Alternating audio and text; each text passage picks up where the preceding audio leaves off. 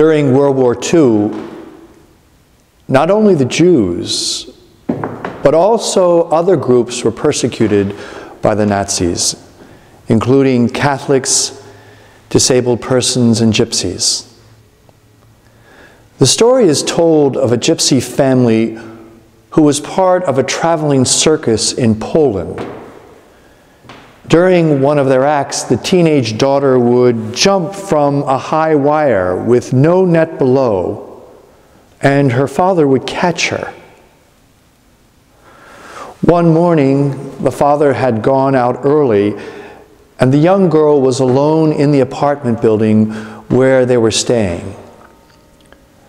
A stranger came to the door and said that he had a message from her father. The message was that the Nazis had come into the town and they had to escape. It was too dangerous for the father to return by daylight, but he told his daughter that he would come back early in the morning at 2, and he would stand at the northwest corner of the apartment building. His instructions were that his daughter was to jump, and he promised to be there to catch her so that they could escape. The young girl was confused. She didn't know the messenger, and she wasn't sure these were the words of her father. She wasn't even sure which was the northwest corner of the building.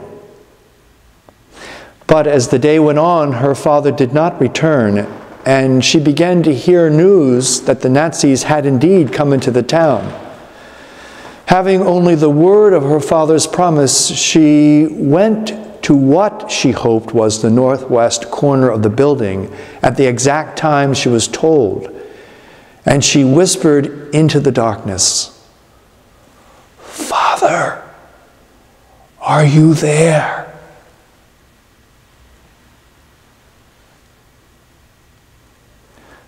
There was no answer. She jumped, and he caught her. This story of a trust so strong and complete almost sounds too hard to believe. But the young girl knew from experience that her father was always faithful. He was always there to catch her. And now in this life and death moment, she had to trust him even more, beyond what she knew from her experience. And that brings me to ask the question, what does it mean for you and I to trust in God?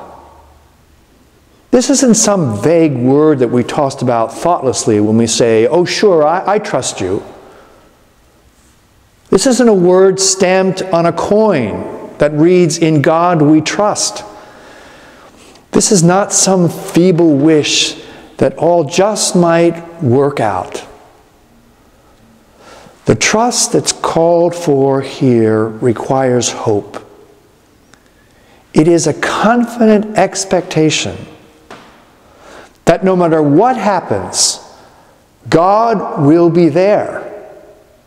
God is there for you and for me.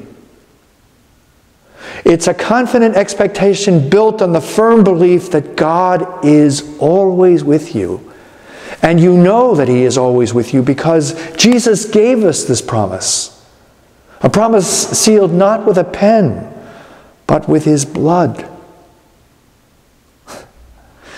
Mary's trust in God was incredible.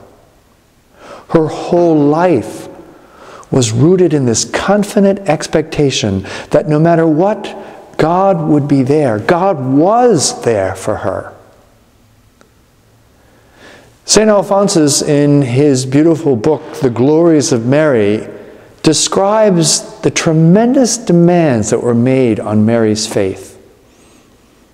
He says, "The Most Holy Virgin had more faith than all men and angels. She saw her son in the crib of Bethlehem and believed him to be the creator of the world. She saw him fly from Herod and yet believed him to be the King of Kings. She saw him born and believed him eternal. She saw him poor and in need of food and believed him the Lord of the universe. She saw him lying on straw and she believed him omnipotent. She observed that he did not speak and she believed him infinite wisdom. She heard him weep and believed him the joy of paradise. In conclusion, she saw him in death, despised and crucified, and although faith wavered in the others, Mary remained firm in the belief that he was God. How right Elizabeth was when she proclaimed, "Blessed are you who have believed, because the things promised you by the Lord shall be accomplished."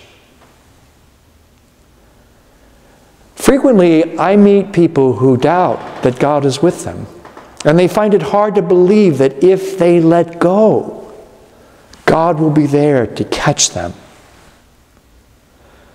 Perhaps someone has lost a job or is struggling over a decision to stay with a job that has proven to be very dissatisfying.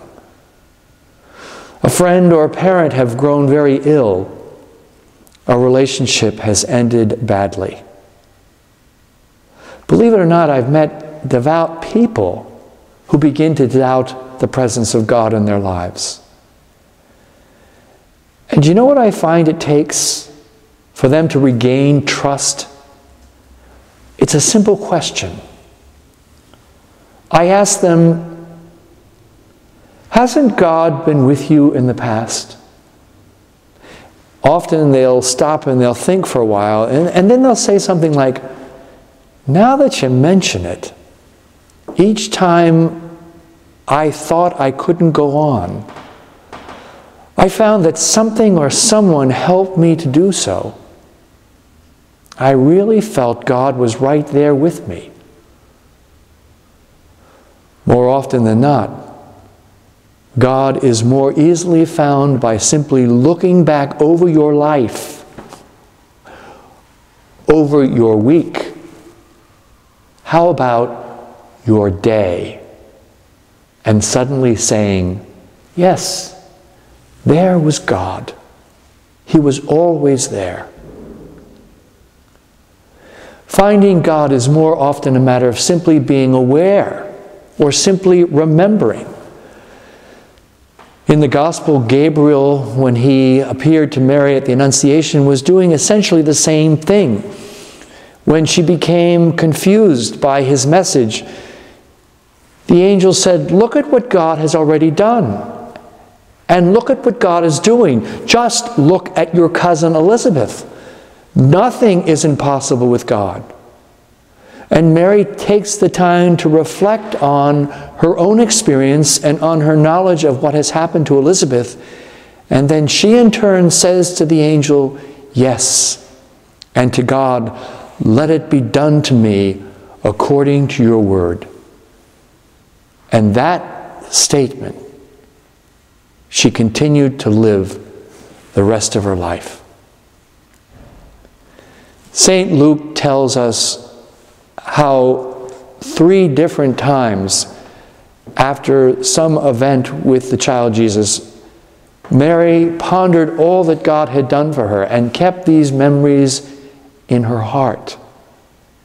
She looked back, she reviewed, she remembered. There are many petitions we can speak to Our Lady of Perpetual Help. Perhaps this week, the most important request that we could make is that God give us the gift of trust, this treasure of faith, this confident expectation that no matter what, we come to trust that God will always be there, and that through Mary, we will be led to see Jesus in everything and everywhere. O Mother of Perpetual Help, increase our faith O Mary, model of faith, pray for us.